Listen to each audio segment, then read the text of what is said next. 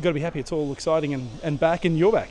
Yeah, definitely. For the last few seasons with me, the KNGIS Gold's pretty much been, the pinnacle of my year sort of thing. So this year I've got the gold, then pretty much 2 weeks after, straight into, the series for a couple of months. So it's going to be a big year and, a lot of racing and stuff, and yeah, really looking forward to it.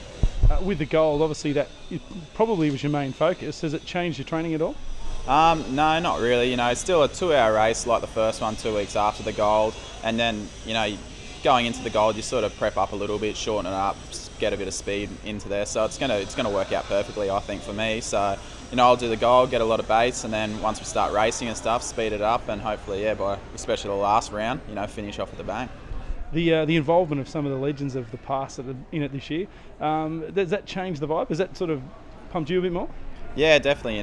Like being in Surfers Paradise when I was a kid too. I've known Trevor for a while. He coached us, and we used to train from his, front yard on Hedges there on the beach at Mermaid. So, he was always a legend to me. And Leachy, he's just unbelievable over the gold, and that's why I love the race so much, KNGIS Gold, just because there's so much history in it and stuff, and that's what I think about when I train and all that sort of thing. So coming back with this sort of series, it's got a bit of, it's sort of getting back to the history days of surf life saving and stuff, and it's got a good vibe around it, and that's why I'm going to go so hard and want to go so well in it. So it's awesome to have Trevor with us all the time, and Leachy with us all the time, cracking jokes and all that sort of thing. So yeah, definitely brings a good vibe around the place. Yeah. I know you're not one to talk yourself up, but the formats do probably suit you more than they would have ever done in the last even recent past. Are you confident? Yeah, definitely. I think even the gold's a 4-hour race. I think a 2-hour race probably suits me even more. I wasn't too bad in the short course stuff back when I was under 19s and stuff like that, and especially now growing up a little bit, got a bit more power and all that sort of thing. So I think 2-hour race is still long, it's still hard. I think it's probably maybe the hardest race you could do over 2 hours. So it's gonna suit me to the ground, I think. And doing 5 Ironmans and stuff like that in a row, that's super hard as well. So the endurance guys are definitely going to go well. It's not just the sprinty guys, but Shannon and Zane, they're all they've been doing it for so long, they can go for 2 hours easily as well. So it's gonna be a really good race. In recent times, I'd say that we haven't seen a lot of you. I can't remember you and Shannon up against each other, other than like the Aussie titles. How's that going to go? How do you find that?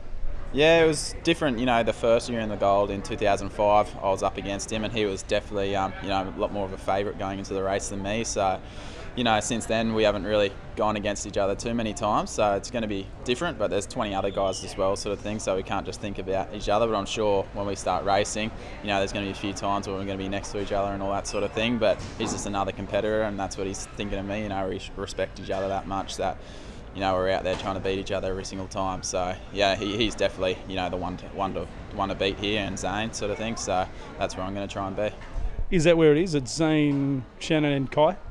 Yeah, definitely. I think Shannon's always, he's so consistent with his races and stuff, and I think 2 hours suits him to the ground. If he did the gold, he'd be there for 3 hours for sure. It's just the last hour that sort of gets him. So 2 hours, he's going to be fine. And Zane, we just do so many kilometres, so many hours every week training, so everyone's going to be suited over 2 hours. I think it's just the guys that can get that little bit of speed, I think, over the last sort of, half an hour probably, that are going to stand out and do it. And I think, Zane's he's a bit of a monster, so he's definitely got that speed in him. But yeah, we'll see how it goes on the day.